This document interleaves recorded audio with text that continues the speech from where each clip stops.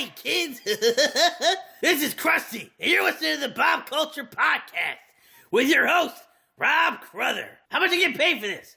That's it?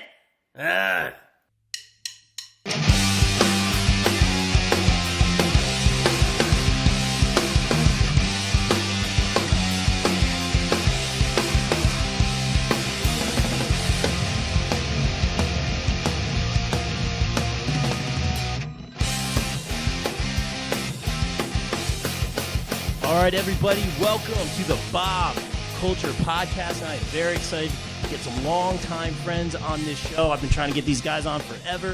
Finally, it is time. They got a big CD release show coming up June 30th at the Saint with, of course, Lower the Veil, December Morning, and this other band, Vection. They're all right. Who are they? I don't know, whatever. But, they started out 20 years ago. These guys have opened for the likes of Fuel, POD, Chevelle, Buckcherry, and Bush. What a resume. I am joined, of course, by Bill, Chris, and Jeff Kalemba. Vin is MIA, but we'll find him later. Guys, ladies and gentlemen, Ropetree. Boys, what's up? How are you? Hey, what's happening? And, of course, we are live, of course. Awesome. At Canyon Studios, doing some work over here ourselves. Figured this is where you guys probably did the album, right? Yep. Yeah. And, This is an awesome studio. It's all. I love it here. It's our home away from home. I feel right at home. We're literally just all sitting on the floor and having a little powwow There's some here. candles. It's nice. Bob, it's nice that you're rubbing my feet like that, though. That's so...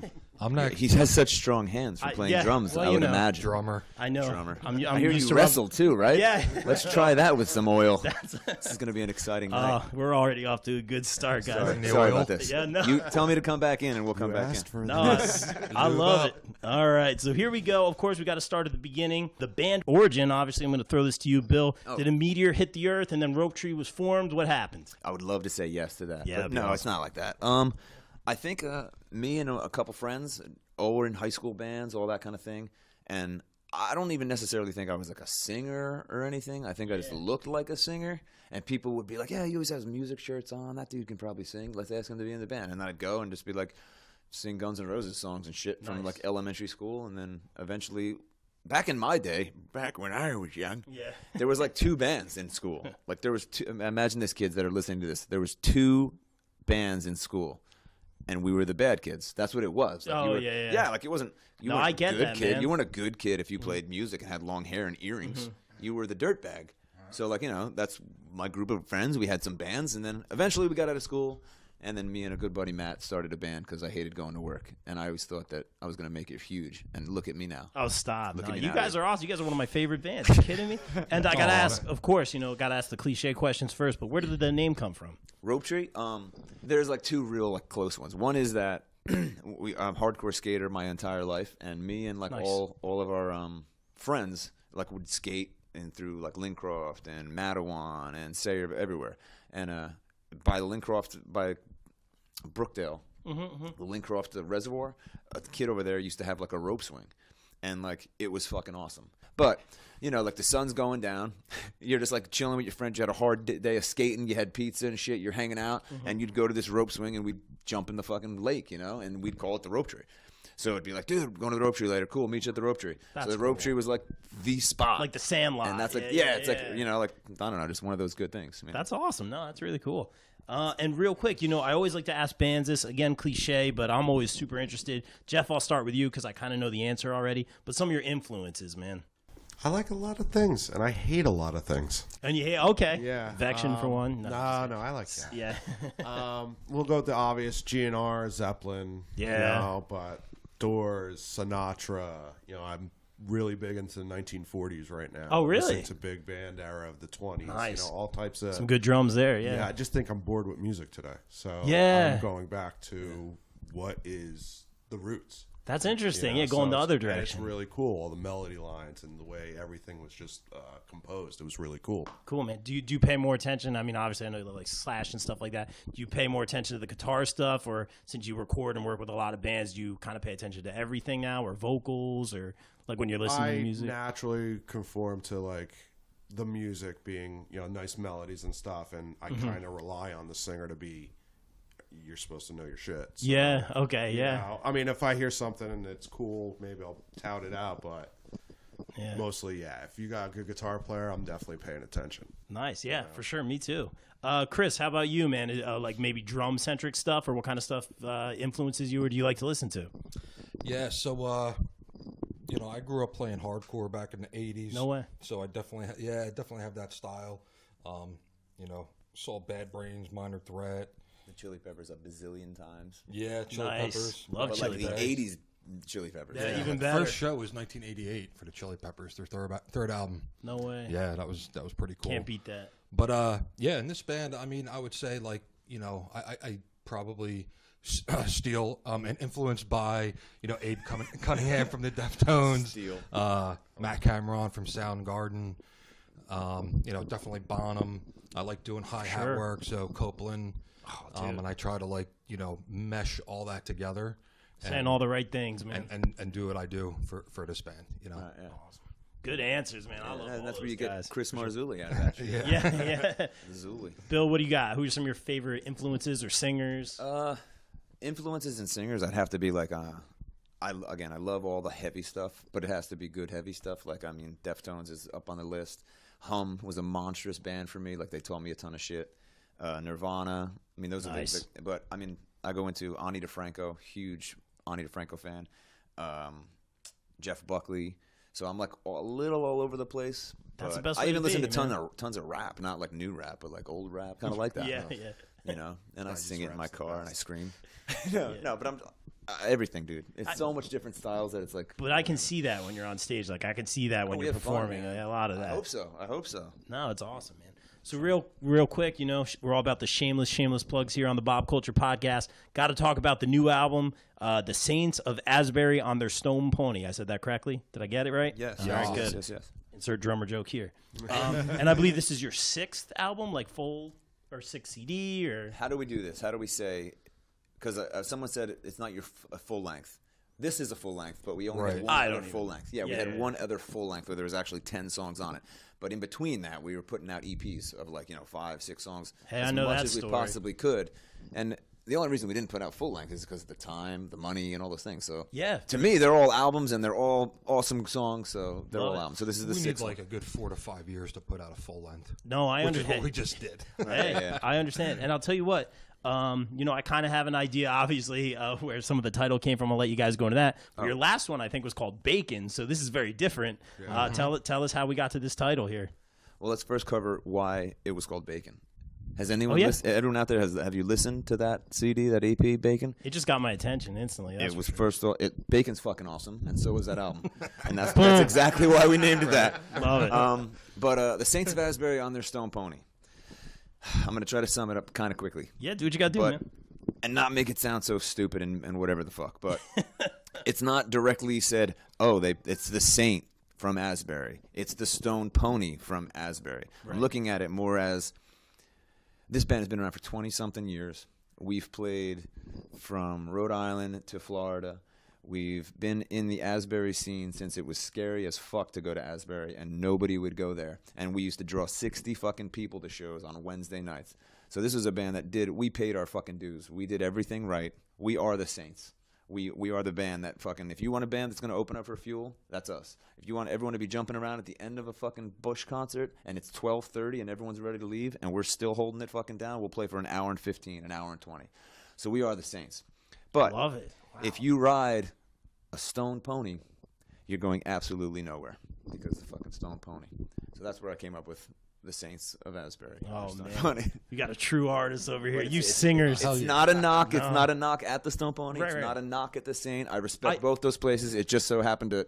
It's more like a mystical. It just worked. No, the way you Never know. explained it, like I was like, whoa! Like in my mind, I thought it was like a love letter to those those places, two and places. right, not a knock, but more of a love letter. But the way you explained it, man, that's good, man. Well, I just hit things with sticks. That was deep. I have another friend. Sorry, I have another friend of mine says Yeah. you're way too into yourself, man. No, It's I like it. I don't know how else to be, man. You know what I mean? What I do. Yeah, that's what Sorry. you did. Yeah, that's right, man. Now tell us a little bit about like the writing process, I guess specifically for the new album. Like, does it start with pen and paper? Do you guys jam? How does it work with you guys? It's different for a lot of the bands I interview. Well, it was definitely. I think it was all of the above.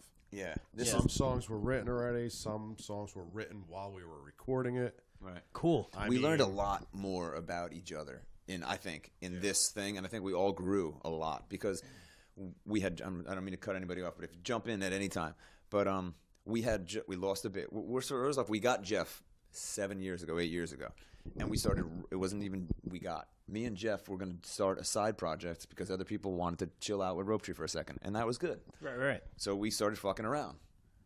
Wrote 3 or 4 songs that were pretty fucking cool. Then everyone was like, we want to get back in on that. What are you doing? And then we're like, all right, cool. Jump it all back in. So then we had like 4 or 5 songs there. Then we lost a bass player. And once we got a new bass player, which is Vinny, I love the guy to death. Yeah, once we got him. him. Sure. We then had to learn. He wanted to go play shows. So do we. I love playing shows. So then we had to put all those new songs on a back burner, and he had to learn a whole bunch of stuff. And then we went on and played a bunch of shows. So then in the process of that, he learned a bunch of songs that we had before, but never recorded, and that ended up somewhat being Bacon. We kind of revamped a lot of stuff that we never recorded, and then we put out Bacon. And then we had so much more stuff that we've been working on, and this is the Saints of Asbury. But I think the 2 or 3 songs that we did, the newest ones, are the most representative of what this band's doing. She Said, Artist. I was glad that I got to put some other old ones on. Kiss the Ground is on this album, and it's one of my favorite songs. But I know we're going to do better than that. We're going to keep going because now our minds are so open to we can do anything. Do whatever. We can do whatever the fuck we want. Yeah. It took forever. Because we had to get over the hurdle of that too. It's like we're comfortable. You're sitting in our rehearsal studio, which happens to be a freaking $200,000 studio. I love this place. It's phenomenal. But then the bad part about it is that we'll put our feet up some nights and be like, we'll do it next week. Yeah. And this is a band that only has 2 or 3 hours a week together to do this. So someone should pay us. Yeah. And then we can all quit our jobs, and I'll bust out tons of songs for you, and you guys can come tour with us, and it'll be a great time. Sign me up. I hear that. Sign me up. Yeah, but it doesn't work out like that. Good stuff. And Bill, I'll ask you this real quick. I always like to ask the singers because, again, I know nothing about this. This isn't really my wheelhouse, but it's interesting to me. Do your song? And I think I have a guess, knowing you. But do your songs come from like real life experience, or like some people do like fantasy and fictional worlds and stuff like that, or maybe a mix of both? Like where do the lyrics, like lyrical content, come from? Up to this point, it's definitely all experience. It's all me. As much as I don't, these guys know. I mean, I don't know how to speak to you in musical terms at all. Me and Jeff, I had a hard time him even learning on my process of. I literally don't know the names of chords, some of them. I have an idea. I don't want to sound like an idiot. I mean, I know what I'm doing, but not like to the extent he does. Like he's a professional. He's the professional in the band that's like, all right, this chord does this, and this. And I was like, well, that don't feel right. He'll look at me like I have 4 heads. Yeah. I'm like, it's not the mood I'm looking for. And then he'll be like, describe mood in a technical term. It's like, I have no idea. You know what I mean? Yeah, so that it was a huge learning curve, It's so interesting that you say that, though, because I get that dynamic, with playing with other people, especially like with singers and lyrics, stuff like that. Like, I said, Kate was recording the other night, Jeff, with you. And real quick, got to give the shout out to Jeff. He's doing a great job. We're working with him at Canyon. We love it, man. You do a great job with us, man. I got here.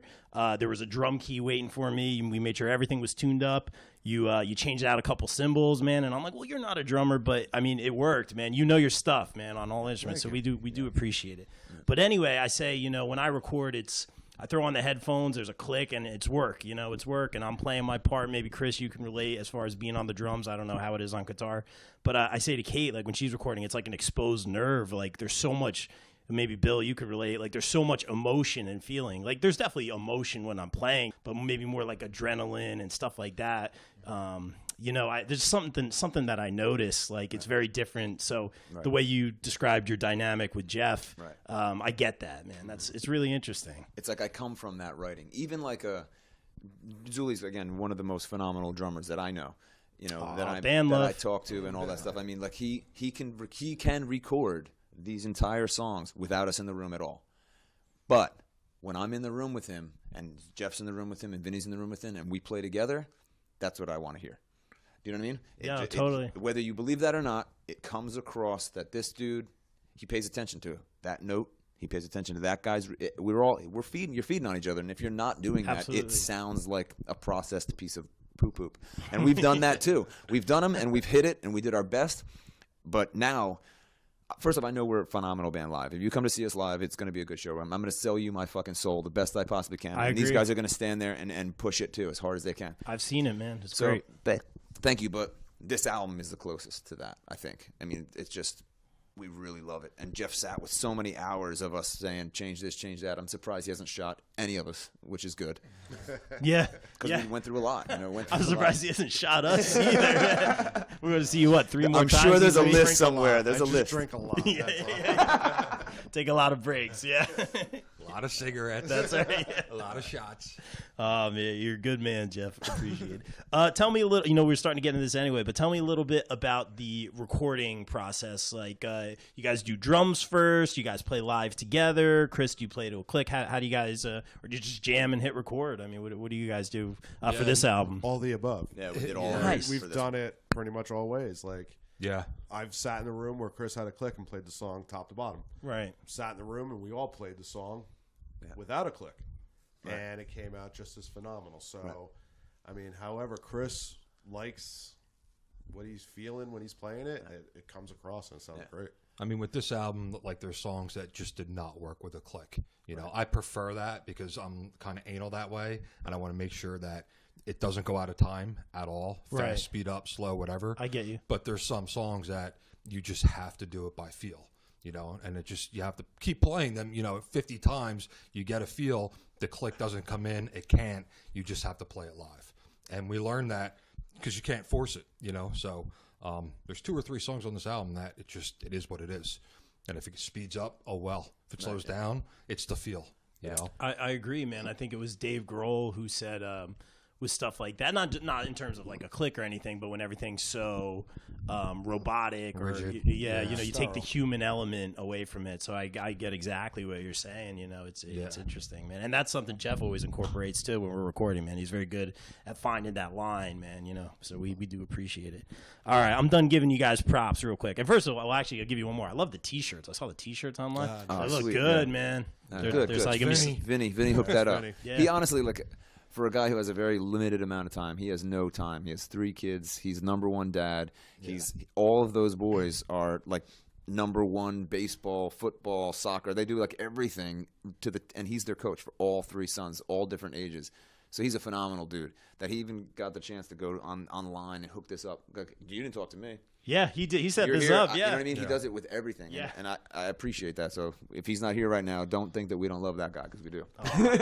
See, Love every you, time Vin. that's right. Every time we do these interviews, a lot of band love. Or do you guys just say this stuff to each other regularly? No, we hate each other. Yeah, there it is. This is for show. This is TV face. Come on. Yeah, this is TV face. no, I understand. So real quick, we got to start. Let's play a track right now. We got to start with "So Bad." Real quick, I'm so bad at determining song meanings and stuff like that, So I'm just gonna throw it to you, Bill. I kind of have an idea. We were actually joined you in the studio a little bit for this one. Oh, yeah. But tell what's this one about?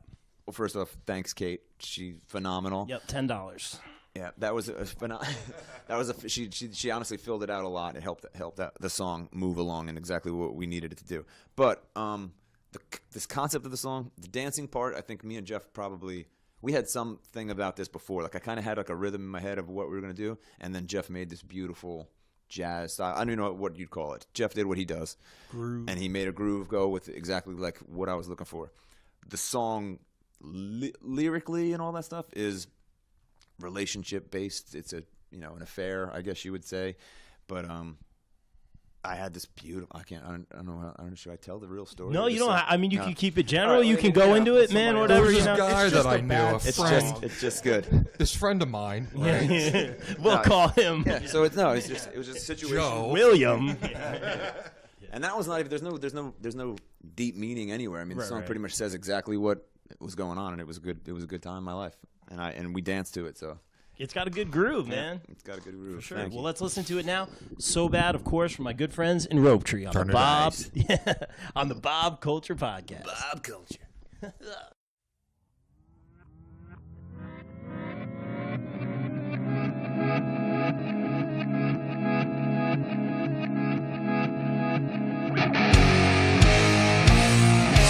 So bad it feels good when it's so bad that it feels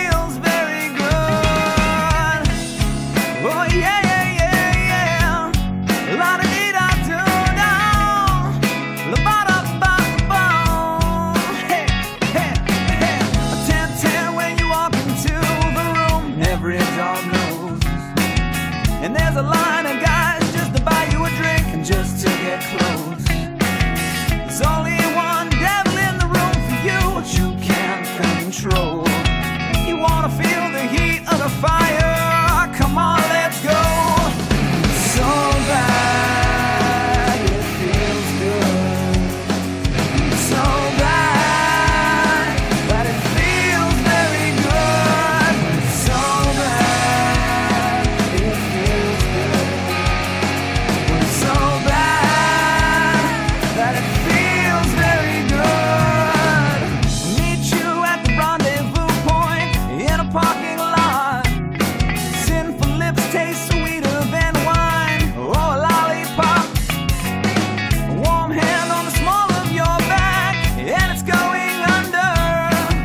I know you wonder how deep can it go. Well, don't worry, gonna take it slow.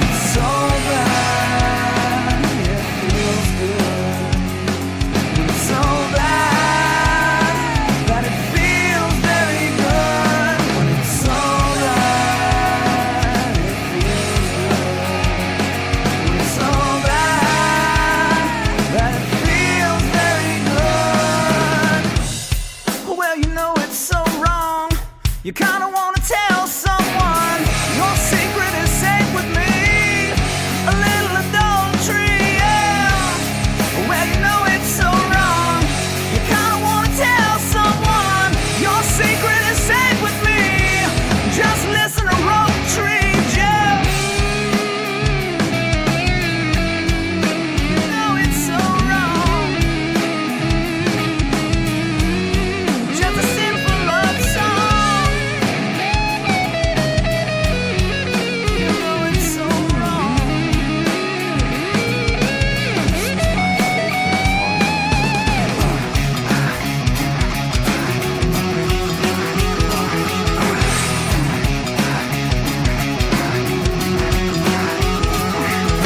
Well, you know it's so wrong. Kinda wanna tell someone. Yeah, you know it's so wrong.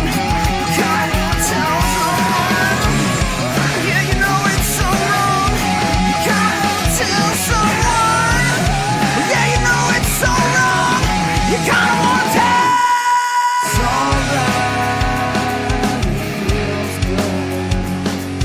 So bad that it feels very good. So bad, it feels good. So bad that it feels very good. It feels very, very good. It feels very, very good. Very good, yeah. So bad. All right, that was So Bad, of course, from the Saints of Asbury on their Stone Pony, of course, by Ropetree. And ladies and gentlemen, we are joined by the man, the myth, the legend. He comes with beer, Mr. Vin. What's up? How are you, man? I'm doing well. How are you? Nice. Good, man. I'm glad to see you. Real quick, I asked the rest of the guys. I got to ask you this real quick. Some of your influences musically, like maybe not just bass, but or maybe you have some favorite basses, man. Just I actually don't have favorite No? bases. No. You like drummers? Yeah, there are, yeah. No. There's no like one particular bass player or anything that I look up to or study. okay. I don't study at all. These guys can attest to that. But as far as influences go, you know, I like '90s music, grunge. Nice. Yeah. Yeah, I mean, I don't know what they said, but Nirvana was huge for me. Ding, ding, ding. Yep. Yeah, There's it Billy on really that one. was. Yep. And I'm a huge fan of Tool. Right. Me too. Very different than that the grunge, but they just blow my mind. Nice. I can't get enough. I would love to be able to play that style, which I can't, but it's something that I love listening to. I really inspires me. Nice. To not go home and practice. Yeah. Well said. All right, cool. So we listened to one track already. I like to shamelessly promote here. Let's talk about the big show, guys. June 30th. The big show. At the Saint. Why the Saint? Tell us about some of these other bands that are pretty good and have pretty good drummers. But but no, tell us about the show. The show, again, I think we kind of had to do it at the Saint. Saint's been around a very long time. Big ups to Scott and stuff like that. It's just one of my favorite venues, and I think it's like it is the home of the original music for that scene right there. For as much has gone on in the Asbury and this area with the venues coming and going and so many more bands and the scene completely changing a lot, that place has still pretty much been there the same way, and they respect the local bands that have been around as long as we have, and Scott knows it, so that's the home base, really. As much as sometimes it's difficult, it's true. It's a good shot, good place. I love it there. Nice. Sorry. And no, honestly, like all joking aside, tell us about like the bands and why you picked the bands and all that good stuff. We kind of had to pick Viction. They're on the freaking album. No. You had no choice. Awkward. Did you guys talk about how much of a pain in the ass she was to work with? Like the worst. Jeff knows that one. No, I'm just kidding. Just kidding. Jeff's staying quiet over there for smart man. Yeah. She kept running back to her trailer. Yeah. Just kidding. Why did we pick these bands? Okay. We had to pick bands that weren't even. No, I'm just kidding. We've played with you guys a long time, and you're just like normal people, and like you do it because you love it, and I like that. You like that, I mean, December Morning they've been a ton of different bands, but the guys that are in that band have just been around with us for so long, and that's cool. I mean, it's kind of like let's have the family there. It's not really about bringing. Oh, this is a phenomenal band that's great, and we're going to pay them $1,000, so we bring people in. It's not really about that. It's about. This is our show, and look, it took us 3 years to make this shit, and if you guys are going to be there and support us, that's awesome. We want you to be on the show with us and play. We're stoked, man. It's going to be fun, and that's the same with like Lower the Veil. They're just guys we've been known forever, man. I've played shows with them forever when they were friends of Bill Wilson, and they kept it real and hold their own, and they're their own awesome entity, and it's cool that we get to play shows with them. And you guys are the same. And December Morning, again, they've been a bunch of different bands, so it's going to be, I think it might be, it's not their breakout show, but they haven't played a show in a while, and they're going to have some people there, and it's going to be awesome. Awesome. Man. And that's they're excited, I know that. Yeah, they're very, nice. and they should be. They're awesome. It's going to be fun to be out there with everybody, And like that's what I wanted to do too. That's why we're not headlining it. Like, I want to be able to stop and be done and hang out for another hour and Smart. And enjoy everybody, and it's a celebration. So get in the door. I mean, I like that. That's really a good approach. And December Morning is the one band that I don't know, man. So I'm excited. But obviously, we love playing with you guys. We played a bunch of shows with you guys. It's always a good time. Lower the Veil, same thing, man. So I'm really looking forward to it. Like it's not just any other show. The truth of it is too. I don't want to say this and be like. I wish we could have had 1,000, like 5 or 6 more bands on. But you pick the certain ones that can do it, and this is going to be. I'm glad we have who we have, and it's going to be an awesome show. It's going to be a good night, man. I can't wait. And all the silly stuff. 18 plus. You guys got tickets, all that good stuff. Oh yeah. We selling the album there. Yeah, we have a we were doing this VIP thing too. So right, yeah. Yeah, I forgot. I forgot every time. I'm horrible at being this promoter. No, all good. But he's the talent. At 7, I'll be in my trailer. At 7, I'm going to do an acoustic set for people who bought a special ticket to be there before the whole place even opens. I'm going to do like 20 minutes of old stuff, most likely. I don't even know. I haven't planned it out yet, but I'm going to play some acoustic shit, and I think it'll be just cool because I also come from a long line of doing open mics and just jamming in backyards, and it is kind of cool to say, all right, this is where some of this shit comes from, and this is how it's done, And my representation alone might be different than with Jeff and Bate and everyone on there. So it's just fun. So it's just going to be cool. So hopefully people come and buy that. I think we're close to selling the thing out. We're only doing a certain amount of tickets. We have some more interest today. It's going to be a good night. If we have some more, if we have enough tickets, please try to get them because it's going to be cool. And you get a CD when you buy the ticket. You get the CD anyway. Oh, so good deal, man. Yeah. It's just like a cool little ticket thing to the show. You get the CD and you get to watch it build for 20 minutes, 25 minutes, do acoustic. Completely nude. Mm-hmm. I don't know if we told them that. Oiled up. Rock out with intimate. Doc out. Just an intimate. It's very. It's really going to be just dancing in a seductive way. That's what I'm planning. Seductive sway while I hum with a kazoo.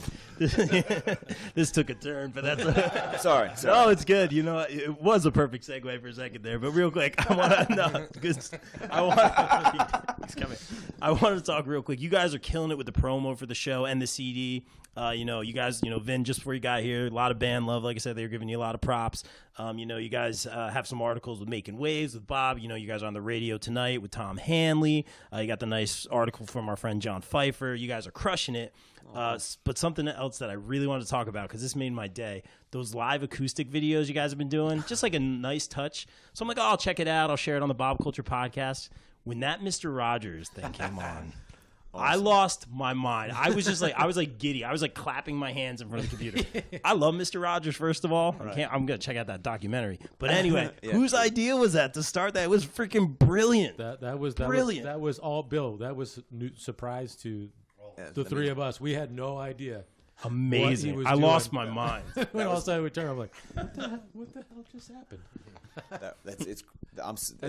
That's one of those things. Like, it worked out that good. Yeah. And it literally, like, we got snowed out, so we had band practice, but it was like snowing like crazy. And I'm like, dude, I'm not driving down there. For sure. I'll be stuck down there. I'm 45 minutes away from here. I live in a Keyport. So I'm with my girl. I'm like, what am I going to do? We're supposed to do this live podcast. We sent out emails and shit and all this crap, or Facebook shit. And then it just popped in my head. I'm like, and then she, being the girl she is, she's like, let me freaking get the audio. She got the audio for it. We walked through it like a couple times. That's my house. I was going to say the video was. I was going to say who took the video. It was really good. Krista, thank you. Yeah. Krista, you hear that one? She killed it, dude. She did it. It was perfect. I was right? dying. She did it exactly the way. And then I was like, man, I couldn't believe it came. And then it was so hard to top it. Like, we were supposed to put out one like every 2 weeks after that, every 3 weeks after that. I was like, how the hell am I going to top that fucking thing? Gold. But the way to top it is to bring Jeff in and do it here. Yeah. But yeah, that was fun, man. It was great. I loved it, man. I'm Really glad it cool. worked out. I'm glad you dug it. No, you guys are doing it right. Real quick, let's talk about the scene a little bit and playing shows and stuff like that. Jeff, you want to take this one? Yeah. No, real quick. I think I might know some of the answers here. We played a bunch of shows with you guys. Real quick, some of your favorite shows to play. Favorite shows that you've played. Well, I would definitely say the show where we met you guys. Yeah, that's what I was going to say. What a great night. The Strand. Yeah. In Lakewood. Oh and my for a God. good cause. I'm gonna Hurricane have to Sandy. talk about that. Yeah. Have to talk about that. Oh, you know what? Well, I know you have a little story. You don't have to tell it, man, but I think it's great. Go. Okay, the POD show. Yes. Okay. I love this. I love this story, but Now, go ahead. Again, I haven't told it to anybody really, except you and maybe like a couple of my friends. Yeah. So the POD show. Now, we've been a band forever. I've played a ton of shows. I don't get nervous. I'm not saying I'm cocky or anything, but you kind of. This is what I do. I want to get out there. I'm not nervous. I'm doing whatever. Yeah. But backstage, we knew we were going to do a Rage cover. We knew we were going to do a Rage cover because we were going to do a couple covers. It was kind of like what we were planning to do. We were going to do Bulls on Parade, and Amy, Vinny's wife, is like, "Yo, why don't you go ask Sonny to sing?" And I was like, I saw him. He was like over there. I was like, I don't know. He looks like he doesn't want to be bothered. I don't want to fucking bother him. Right. And I'm thinking, like, he doesn't know who we are. We could do the worst rendition, and then this guy's stuck with a video, someone videotaping him on YouTube about him doing the worst cover of it. He doesn't know. So my mind was like, I'm not going to bother this dude. Screw that. We go. We destroyed that song. We killed it. It was awesome. Yeah. Place goes, having a great time. Awesome time after. Stepping off all fucking sweaty. We walk out. Amy comes in, or he comes in. I don't know who came. The guy ends up saying to me, I think he said it to me, or he said it to Amy. He said it to me. Sonny from POD said to me, "Yo, bro, awesome Rage cover. You should have asked me to come and sing it with you." Now, if you want to feel your fucking heart drop into your fucking stomach, that was it. And then he said, you know what he said? Next time, man. Next time. Like as if I was on tour with them, and like tomorrow we're gonna do that show. And I was like, my fucking God, I will never not take an opportunity like that again. It doesn't matter how much of a fool you. This is for the kids, and somewhere in there is about what are the bands out there coming up. If you get a chance to speak to some of your heroes, maybe they're gonna be fucking total assholes. Yeah. But maybe that one guy is gonna be awesome enough, and he's gonna say, "Nah, dude, I'll come out there. Let's do this shit." Because imagine that. Imagine Ropetree called out Sonny from POD to come do a Rage song. Yeah. That would have changed everything. It would have been perfect. And you guys were right before him, too, I think. Not? Right? Yeah. That would have been perfect. Like, Who could have not? Little appetizer, yeah. How could the Rat, how could everybody not have been like, dude, Ropetree pulled POD out to play the song? Yeah. I know, but that didn't happen because I suck. No, honestly, exactly I told you. I mean, I told you suck. this in person. We hung out with Bill at the Wonder Bar a couple times. In fact, we met the the piano player for the keyboard from Craig. Bon Jovi. Yeah, he was awesome. That was awesome it was guy. real cool. That was man. before he That was got a good- nominated for the. Yeah, right, like Music right Award, before or- it, man. yeah, That was a good. That was a he's good so night. awesome. That was a But good Bill's night. telling us this story, and I hadn't known it. This was like years ago, and I hadn't known it until like months ago. And he told me the story, and I'm like, well, dude, that's like it's like a cool story to tell. And what a great show! I mean, POD was hanging out. They were very cordial and nice to super nice everybody. guys, And they totally would have done it, but you didn't know until after the fact. yeah. But the fact that he came out and said like your guys' rendition of Rage Against the Machine was good. I mean, that in awesome. itself, yeah, it's a is- pat. It's a pat on the back, but then it's also like, wow, Yeah. what could we have done? And Bill's typically not a guy that's going to hold back. He wears Right, his heart yeah, on, his, yeah, on yeah. his sleeve, Yeah. and he takes risks, and that's why I think it hurt him so bad was because he didn't ask, and typically he would. Yeah. You know what I mean? So Maybe. Yeah, maybe. I mean, but I also know, like I said, like he doesn't know us at all.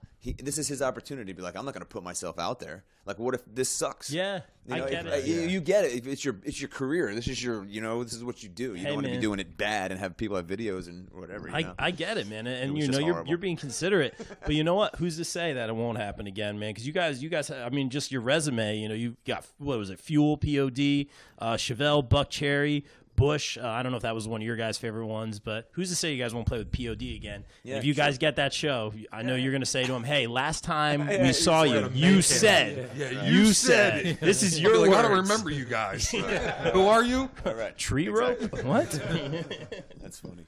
But no, it's good story. Any other like favorite show? I think was that Bush one of your guys' favorites, or any other?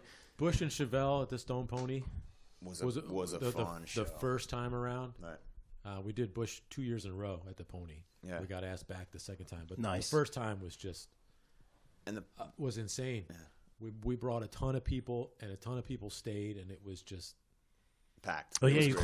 closed And the out energy- the night on the that one. energy- Yes. Yeah, the way that the works. energy was just it was just right. It was untouchable. It and felt good. Sadly, sorry, I didn't mean to cut. Sadly, like that was the whole Prince thing. Like Prince had Oh, yeah. just died. Oh Yeah. yeah. and Did like the Prince cover, yep. we're all huge Prince fans, and then like to throw out a Prince cover right after that time, and like the whole time doing it, I knew Jeff's gonna. What I did knew you play? I knew the Purple Rain. Of course. And look on YouTube, try to find it. Oh, And it's there. Yeah. it's there. We I didn't know if haven't anyone was taken going it to do. I didn't know what was going to happen. I knew everyone was going to love it. And they're like, "What's our fans going to like?" Who knows? You don't know what's going to happen. So we're doing it, and you can see in my face the second the crowd sings along, dude. I'm like, "Fuck yes, this works perfect. Yeah. This worked perfect." And like it was just from that on. Like I mean, the whole show was great, but that I think for me, I have seen that video. For me, yeah. that was just like, man, this is so cool. Like it just united people. That's crazy. It was really good. I got a really good compliment from that show. Someone said you made the Stone Pony look small. Meaning That's like a the compliment, inside, yeah. because it's a big place, it's hard to fill it up, and Yeah. for somebody to say that to us, we were And I- really pumped. And I remember seeing the picture of you guys on the stage with the Yeah, big yeah, crowd. Was that's it a Crespi? Jeff Crespi. Yeah, We yeah. love There you Jeff go. Crespi. Got to give Yep. him a shout, of course. Shout out, yeah. Always. Really great picture though, and I was sorry I missed that night. Maybe I was watching on the boardwalk or something. Playing mini golf or something, man. Or maybe that was a different time. I know they had done that show a couple times. I don't know Changing when the it oil was. in your car. Maybe next Saturday. sure there's so- much more so- important things. Yeah. What are you doing next Saturday? Yeah, that's right. Really good stuff, guys. Silly questions I like to ask bands. I'll start with you, Bill. Any pre-show like rituals or anything? Some people brush their teeth or any get psyched up in the car listening to music. Or do any of you guys have any like pre-show rituals or anything like that?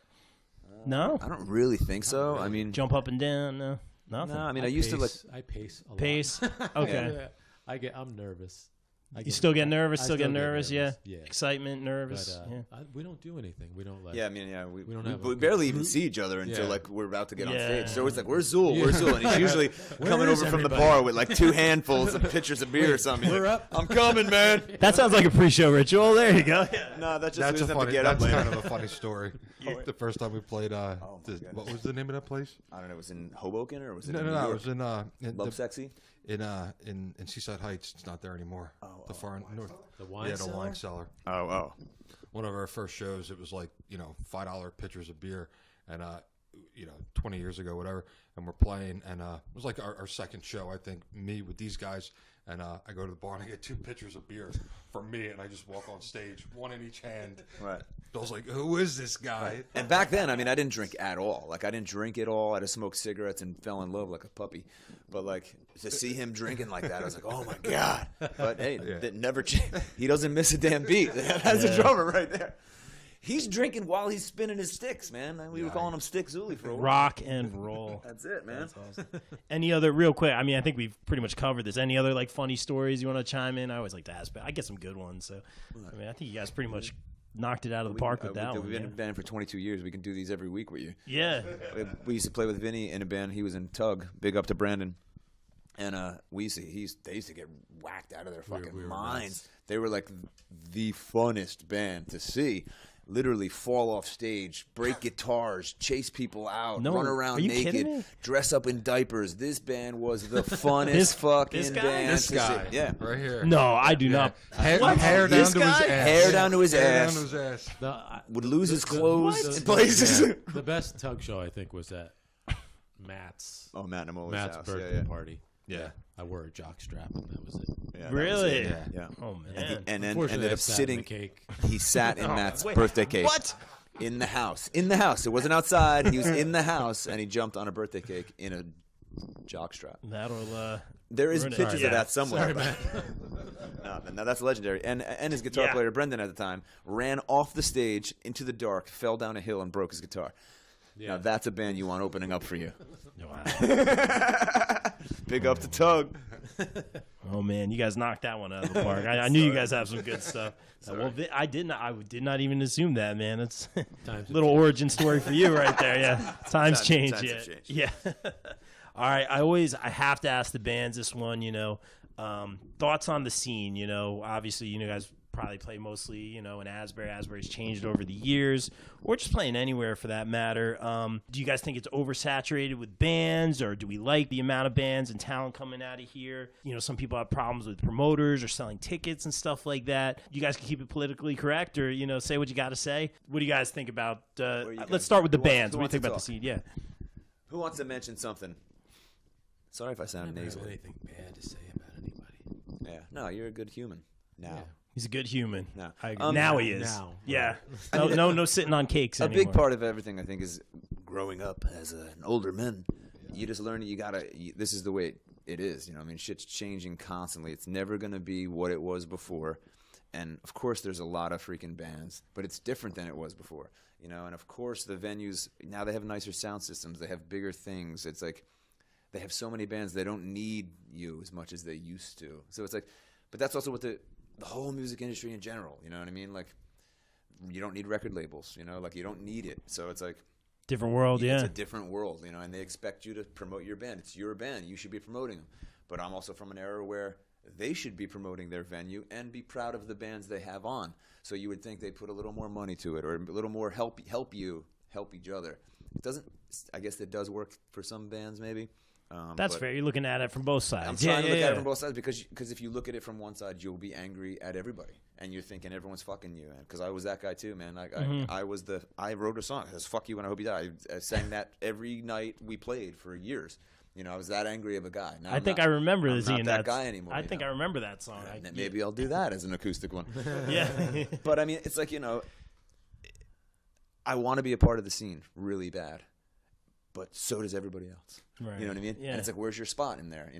The truth of it is, it's in the pudding, man. We've been here a long time. I hate that it even said people call us a '90s band or a grunge band or they have that sound. It's like now there's also so many genres of music. It's ridiculous. Like I hang out with this dude. He's younger than me. Punk, core, rock, spoo, metal, and they go down these lists of all these different. I don't know. I made that up, but you know what I mean. Like I thought I wasn't aware of this style. Am I a rock band? Am I an alternative band? Are we a grunge band? Like what are I don't. Why do we have to do that? Yeah. Why do we have to do that? It's like we play music. It's good. Come check it out. Yeah. And I wish it was more like that with everybody. Maybe the scene's bitter now. We're not in it as much as we'd like to be. Because we're all older. I mean, we have lives. No, honestly, I mean, from my point of view, as far as you guys are concerned, I think you guys definitely like have a mark on the scene. I mean, not just because you paid your dues and been here for a while, but you guys are still playing some significant shows. In fact, I think you got a big one coming up. I don't know if you want to plug it, but we can plug that. What's it been? August 18th, we are going to be opening for Fuel at the Starland Ballroom. Right. Yeah. that's awesome. That's a big show. Yeah. I love the Starland. And it'll be awesome. Again, that's a great venue to Not play some too. of the I mean, that's people that work. it's really nice. And again, it's but you have to. I understand the game as much as you want to, give everybody the finger and swing, and punch the ones you don't like. I mean, you can't anymore. It's just not the way. The Ropetree was blacklisted years ago. Like I don't know if I ever told you. Interesting. We were blacklisted for. This is before. Zuli was in the band then, right? I think so. We went 8 minutes over a set time. Is that the Surf Club? Oh, listen. So we were at the Surf Club. That place doesn't exist. I can talk about that. But I can't mention the guy who ran the place at the time. But the man who ran the place at the time, he wasn't around for a while, but he might be back again in the scene. But the man who ran the place at the time, we brought 120 people to the Surf Club. Awesome. Wow. On a Friday. And I went 8 minutes over a set time, and he told me I would never play the East Coast again. Because of He the told 8 me, minutes? He told me I have to pay the sound guy an extra $80 for those 8 minutes. $10 a minute. Now imagine sitting in somebody's fucking office. You're 18, 20-something years old, and I am the kick your fucking window in guy. And I'm not doing that because I'm with a manager we had at the time, trying to keep everything cool. Everyone's trying to keep everything cool. And it's like, for 8 fucking minutes, dude, I have 120 fucking people there. That's and bad back then, you were paying business. $15 to go to a show. That's bad business on his I'm like, part. what the fuck, Like, dude? You play as long as you like. It's like, I mean, 8 minutes? I mean, 8 if minutes you over bring some- 120 people, I'm your best friend. And now, you know? now at the other Yeah. side of that, right, A little there's older, another a little band behind wiser. us. There's another band behind us. They're waiting. I get all your fucking niceties and shit, but like 8 we were minutes? we were blacklisted. We didn't play the Saint, the Stone Pony, nowhere. We decided you're not going to tell us we can't, and we started playing little bars by our town, and made 5 times the money that we ever. That was the most money I ever made. Those 4 years or 5 years. That was the most money we ever made. Yeah. And playing like little way. freaking bars, dude. And the fire marshals would show up to shut it down. That's how many people would be in these bars. And then we learned, shit, we have the power here. This is people they would say, oh, we'll do the show for $400. By the end of the night, they'd give me $1,000. Be like, wow, we didn't expect that. Here, thanks. Come back to next week. Thanks. Now that's nice compared to, you didn't bring 60 people on Wednesday. What the fuck's wrong with you? Because I've had that happen too. Yeah. But I can't mention names. You've seen it all, man. Yeah. Good experience. And I hide it under this hide. I take pills. I'm highly medicated, so I'm nice every day. It's true. Yeah. But, Keeping it real, though. I like there's it. kerosene in this motherfucker over here. You know what I mean? Yeah. But no, it's all good. I love the scene. I'm glad to be a part of it. Yeah. A little older, a little wiser. You've seen it all, little man. wiser, Yeah. but we all have. Zuli too. Yeah. I mean, we all have. We all been in bands. Jeff was in a huge cover band that they used to bring like 3,500 people to places. And No stuff. way. What was that place? Yeah. The Sawmill. What was the upstairs of that place called? The Green Room. Green Room. The first year the Green Room opened, you couldn't touch Beggars Canyon, man. The Beggars Canyon owned that place. No way. You know what I mean? Yeah. So we were lucky we were just a small band opening up for them. That's how we all know each other. But fun shows there, boy. Holy crap. You guys That was Jimmy's Chicken Shack too. We should write that down. We used to play with Jimmy's Chicken Shack. Remember nice. that band? Oh, great band. Of course, man. Some I good gotta songs. plug Dramarama. I mean, that's Oh, a New shit, Jersey Dramarama. band. Yeah, the Dramarama did a should be on couple there, shows too. with Dramarama. Yeah, at Smithereens Wonder and Bar Dramarama. and at Starland. Starland. I dropped the ball on that one. No, but that's it's us. okay. Dude. Yeah, It's probably no, not. It's probably not written down. And Yes. Coyote Shivers too. I don't know if anyone remembers Nice. Coyote Shivers. Do you know No, who he not is? me, but okay. What's the movie? Epic Records. Oh, Empire. Empire Records. You remember Okay. how legendary Empire Records is? Yes. Well, the guy Sugar High, Okay. who plays on the roof at the end of the thing. Okay. That's Oh. Coyote Shivers. We used No to play way. with him at the Saint, actually. No way. When it was scary as F to go to the Saint, dude. Yeah. Yeah. He used to play in front of our crowds, and then he called me kid and broke my fucking amp, and he's lucky he's still walking around alive. Oh man, we're hitting some. Sorry. serious issues here. No, hey, I'm all right. Tell us how you really feel, man. Oh, no, sorry. No, this is good, man. Keeping it real. I love it, man. This is good stuff. And real quick, do you guys have any? I gotta ask the bands this. Doing our part here. Do you guys have any advice to, first of all, up and coming bands or starting out who might kind of go through all this stuff that you guys have seen? Dealing with promoters for the first time or stuff like that. And then also, second part to the question: anyone who wants to start playing, wants to, go up to an open mic or something like that with an acoustic guitar and play their heart song or whatever, or read poetry. What advice would you guys have on both those situations? Start over there. Don't do it. I work hard. It really comes down to putting a lot of effort in. I think bands nowadays, young kids don't understand what hard work is. And like these guys used to sell out the Saint back before there weren't even cell phones. Like there was no way to promote yourself besides actually getting out there, putting up a flyer, running around town. Like everybody takes for granted how easy things are now to, get the word out. Bands become big, based on used to mail flyers. I remember the flyers. And that's 35 cents for every name that was on that list back then. Now it's even more for a stamp, but back then it was. I remember it being 33 cents. I forgot about the flyers. Almost $200 just to mail out flyers for people to come to the show that you were going to make $40. Yeah, first off, you're doing it because you love it. That's the first thing. Do it because you love it. Don't do it because you think it's going to get you pussy. Don't think, you know what I mean? Don't do it because, the chicks are going to love when I look to my left here and hold this cool tattoo on my arm. If you're writing songs for any other reason except for that it's saving your life or it's going to help you get through something and you can be you and shit like that, I don't know. Don't write songs. I don't want to hear your shit anymore. I'm tired of what's on the radio. You know what I mean? Don't give me bullshit. Let's be real. And if you're not writing your own songs, you better sell it like it. Like you better be motherfucking Elvis. Yeah. Because I'm really tired of other people that I can't sing fucking songs and make me believe you. I don't believe you, phonies. That's interesting though. You want to believe? Yeah, I get that. You sell me this song, man. And what's up with rap nowadays? Should we not go into that? Like what? I don't understand it. Hey, man, take it where you want, bro. Do you understand rap nowadays? Back in the old days, I understood rap. I understood hip hop. I understood it all. Now I don't understand it no more. It's like I don't listen to rap. You shouldn't. But I mean, it's just so bad. Like there's so much bad out there.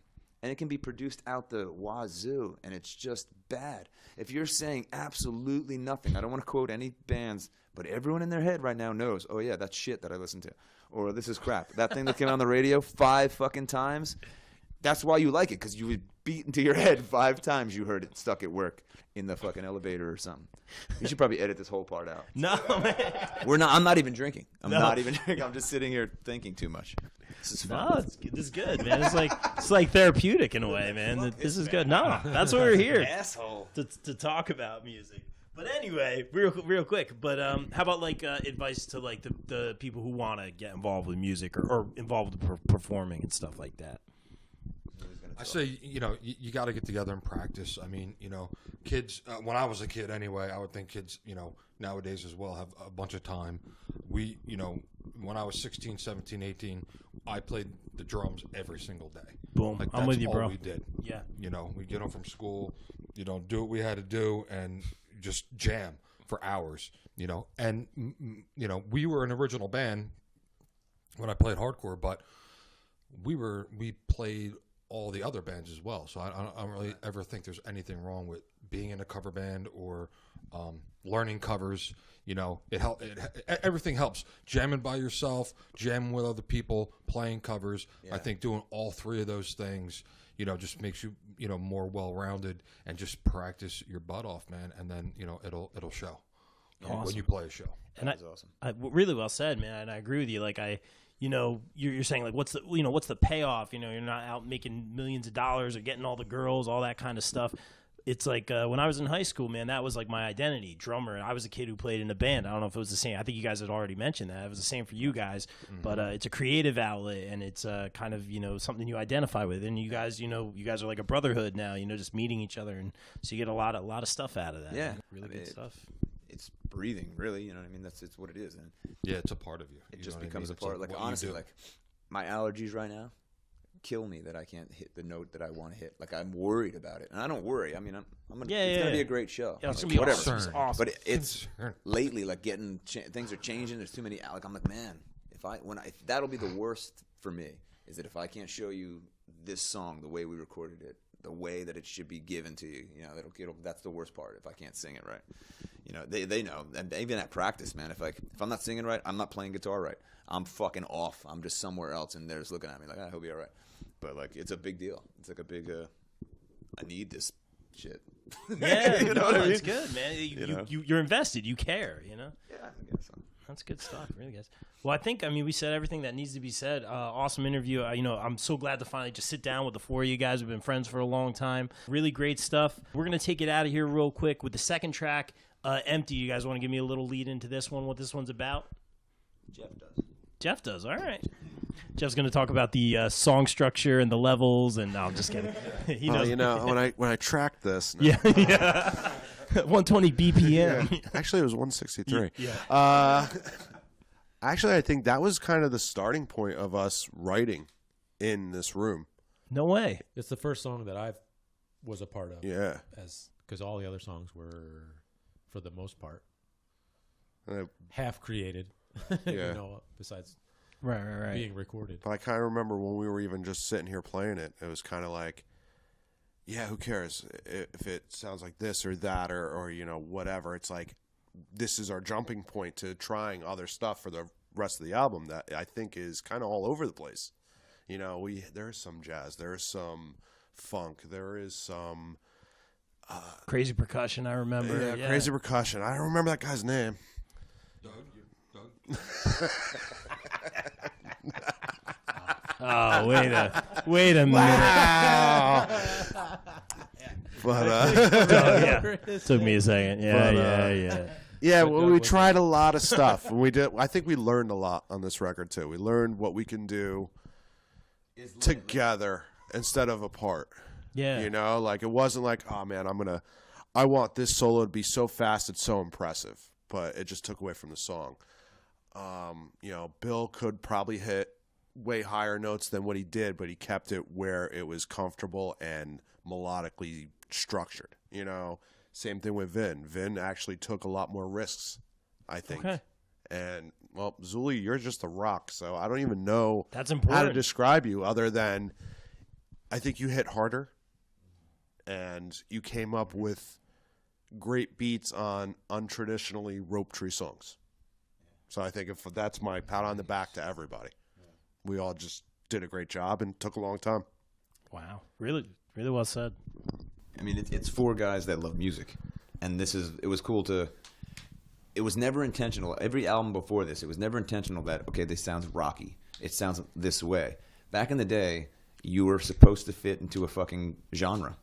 So like when we worked with producers, all right, we're gonna work with these 5 songs you have because these all sound the same and we can sell these. That's what it was. Didn't mean that we didn't have another 6 songs that were punk or hardcore or that we did. You know what I mean? But that was like back in the day, you had to sell it as a special thing. Or this is a rock band. This is an alternative band. This is this. Ropetree was never in. We were never typecast. We were forced almost to be typecast. But yet, we play with bands like Lower the Veil, who were riff, rock, blues, based, heavy motherfuckers, Totally. and they kill it. And we're not necessarily that, but we can hold our own, hang out with them, have a great time. It's going to be a good show. Same with any other band we've played with. We've played with tons of bands, that are all punk, all ska, straight edge, crazy fucking. We've done it all. We've played everywhere. We've done everything, and it'll be a good show, and you'll enjoy it. And because we love music, that's who we are, right? I think. Really well said. You guys are wrapping this up in a nice, neat little pack. You guys have been here before. I like this. This is awesome. Hey! Before we get out of here with the, we'll play the track real quick. Any shout outs or plugs? Where can we find you guys for people who haven't heard you guys yet? Where can we find you? Yeah, throw it over to Vin on the social media and all that. Where can we find Ropetree? We're everywhere. Facebook, Instagram, Twitter. The album is going to drop on July 6th, and that will be everywhere: Spotify, Pandora, iTunes, Amazon, Apple Music, Google Play, everywhere. And local guys can get it at the show And with the we'll ticket. have CDs. The CDs will be on our Bandcamp page, actually, if you want to buy a physical CD, because I like to hold I'm the stuff. same way, yeah. Yeah, I like to have it in my hand. That'll be available on Bandcamp or at a show.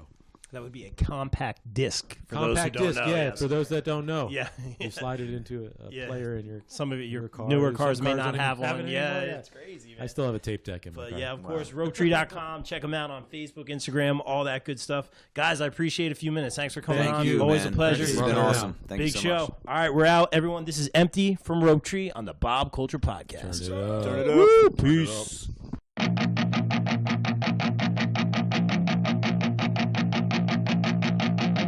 I'm feeling empty again after another disaster. With every new encounter, I still find myself chasing you. I didn't know I was playing a game, nor did I know I was losing. And I'm losing, always losing again. Well, I don't know how this thing works. I just know that it changes. And when you're lost, you look behind you. And in this life, I've had to use sharp tools and burning fuel to keep me alive.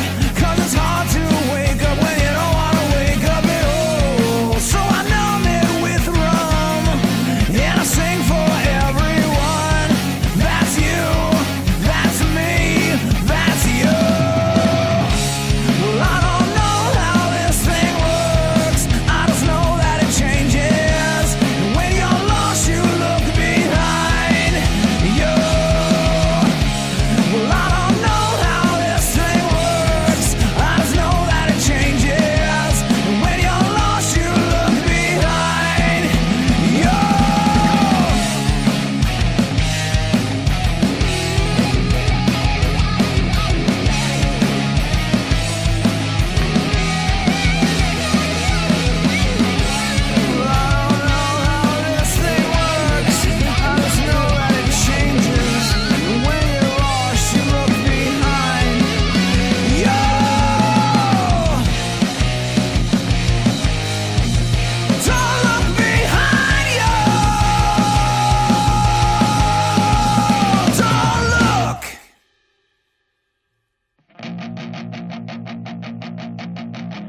I'm feeling empty again. I'm feeling empty again. I'm feeling empty again. I'm feeling empty again. Well, I don't know how this thing works. I just know that it changes. When you're lost, you look behind you. Well, I don't know how this thing works. I just know that it changes. When you're lost, you look behind you.